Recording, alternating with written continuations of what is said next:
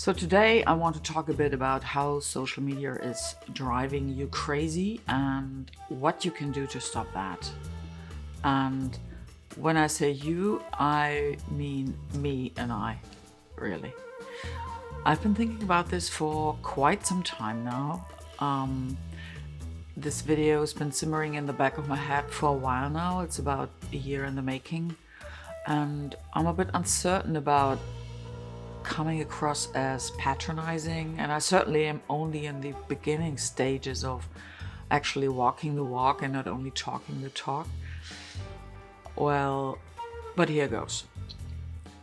By now, we pretty much all spend an ungodly amount of time on social media. We get up in the morning, we're checking our Twitter and Instagram feeds, and this is the first thing that we do when we are still in bed or in the bathroom. We scroll through a few or dozens of images and tweets that have been added since we went to bed the night before, and we more or less automatically click like or comment with an emoji. And by the time we finish breakfast and are off to work, we feel like we're thoroughly caught up news-wise, and at the same time we're already exhausted, like we've been at work for hours. And so we have, in a way. Which is precisely where the social media companies want us to be. Their algorithms are designed to keep us in their hamster wheels and make us go down that rabbit hole for as long as possible, with more videos, more images, more news, and tweet. Never a dull moment in your life. This is how they make money, after all. Your eyeballs are equal to more advertiser money. So after a while, we finally caught on that this habit is not exactly healthy, and thus maybe we try a radical solution like digital detox. So we banish our phones, we download and install plugins for our browsers that restrict our connection to social networks for defined periods of time and should keep us focused on our work, especially when we have a deadline to meet. And I think these artificial barriers work up to a point, and they will probably work especially well when you're creative, because you instinctively know that boredom, that time spent looking at an actual cloud rather than your screen, is valuable and necessary for the creative process. But these tools are only a stepping stone, and we very quickly usually fall back into the bad habits of spending too much time on social media. Most creative people I know are introverts. I certainly am one. And those of us who work alone and are self-employed, we usually relish the solitude that comes with the line of work that we're in. We need alone time. Our work needs it. And still, we also need human contact, feedback, and of course, clients. So we go on social media and show the world what we're working on, or we check in with our filter bubble and reach out and connect, shoot the breeze at the virtual water cooler in our virtual offices. But for artists, this is a double-edged sword, because creating something takes time, but social networks live off our time and rely on our constant input, either as creators or as spectators and consumers. Just think of this. An image that takes mere seconds to look at, or a video that takes minutes to watch, actually takes hours or even days to create.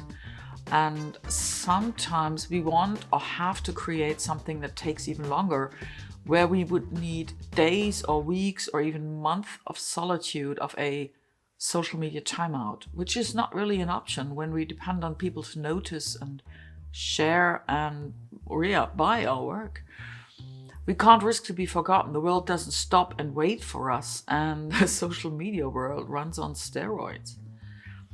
You know, they say that 1 year of your life equals 7 years of your dog's life. I'm not really sure that is true, but in any case, social media years are like dog years in that respect, only even more so. Because if you leave for a fortnight or longer than a month, will people still remember you and your work? That fear is very real. And that fear can become absolutely crippling for an artist.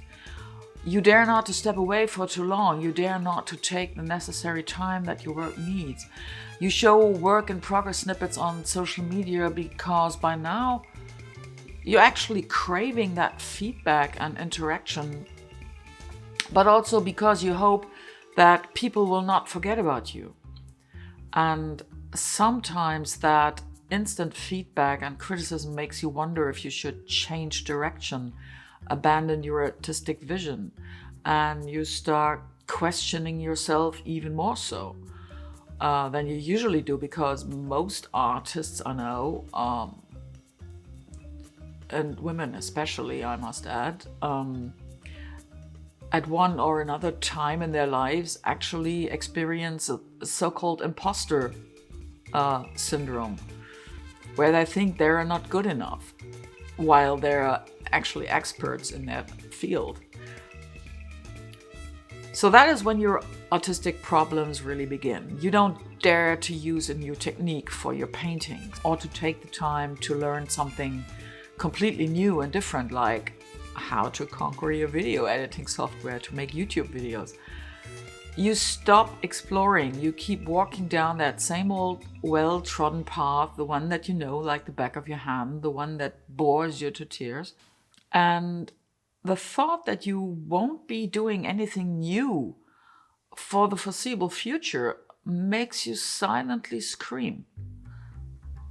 And all the time, you're scrolling through endless streams of images and videos on Instagram and Twitter and Twitch and TikTok and what have you, and your peers are putting out such great work and so regularly, like clockwork, and you're starting to despair. Are you even up to par? Is your own work good enough? Is it even worth publishing? So it used to be inspiring, now only makes you feel inferior, worthless, small, and crippled by doubt, by self-doubt. So you really need to get out of that hamster wheel now. But how to go about that? In theory, at least, actually it's quite easy. It takes a leap of faith. First, you tell your timeline you'll be back, and then you just log off. Or better yet, don't tell them. I hate to break it to you, but most won't even notice that you're gone anyway, at least not before a week or two. Then you shut down your phone and your computer and you go outside and leave the phone at home and take a pencil and a notebook, maybe some colors if you must.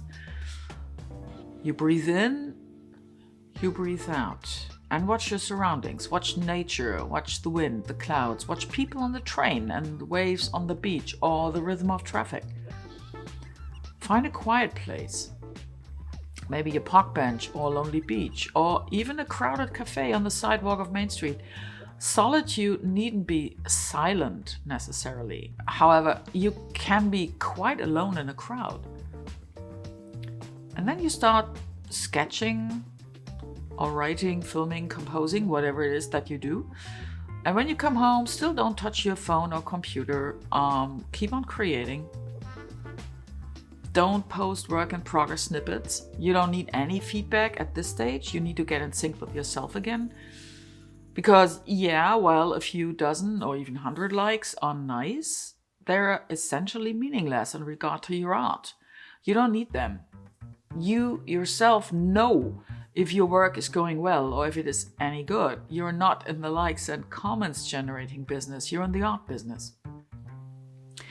And if it's not a business for you, if you're not a professional artist, but you're doing it as a hobby and for the fun of it, then still likes, up and down votes and comments are not your currency. They're not saying anything about your art beyond some people like it and some people don't. But that is something that you knew before you ever picked up a pencil or played a note, so why care? You will never grow as an artist if you pay more attention to what strangers on the internet are saying about your art than what your own gut says. Or at the very least, what your peers are saying, the people who know from their own experiences how hard it actually is, what you are doing. And even they don't know everything because they are not you. They don't share your personal experiences, your background, your fears, your dreams. And speaking of dreams, don't forget to sleep and to dream, because sleep is an asset. Sleep is your friend. Go to bed early if you can. And don't take a nightcap. Yeah, well, alcohol makes you sleepy, but the quality of your sleep goes down significantly. So get in a solid 7 to 8 hours of sleep every night if you possibly can. And then there's the question about your office. What about your office? Check your emails and phone once or twice per day, no more. Switch your phone to voicemail, set up an autoresponder for your email to let people that you're offline and for a while, gone creating. You're an artist, you're not a doctor on call. And for once, why not use that one-art cliche to your advantage? You're an artist, people kind of expect you to act weird and differently, at least from time to time. Nobody will mind, not really. And then comes the time that you find yourself getting bored, and that is when you're on the right path, when you're getting somewhere. Still, don't go online. Take a shower instead. Paint the garage, take a nap, walk the dog, work out. Do anything you want, but don't go online. Exhaust your body, not your mind. Your mind is already exhausted from all the white noise it gets on social media. You need to get back into your creative zone. And it won't take more than a few days, and then you're back in the saddle. You won't feel the need for instant gratification any longer. That it's just gone. And you'll do great work. And once you're done, once your work is complete and not a minute earlier, then you can post a few snippets of your work every couple of days as a teaser while you let your finished work rest. Letting your work rest is essential. Don't publish too early. Don't spend more than a minute each on Twitter and Instagram to show work in progress snippets in that phase. And finally, it's time to publish your finished work. Your book, your ebook, your song, your film, your comic, whatever. Check in every day on every social media channel for 5 minutes max, but don't sweat it. Like the comments on your uploads and reply if necessary, and then turn off, tune out, and drop right back into your work again. Because you see, people will remember you. The ones that unfollowed you in that time when you were away because you didn't feed the monkey on their backs regularly anymore. The ones that are calling you out for posting too rarely, they are not your audience, they are not your people, they are just consumers. Let them go. Your people will recognize good art. They know that anything worth doing is worth doing well, and that good things do take time. And you need to take that time. Your art is worth it, and your mind even more so. Don't burn out. Go create and have fun.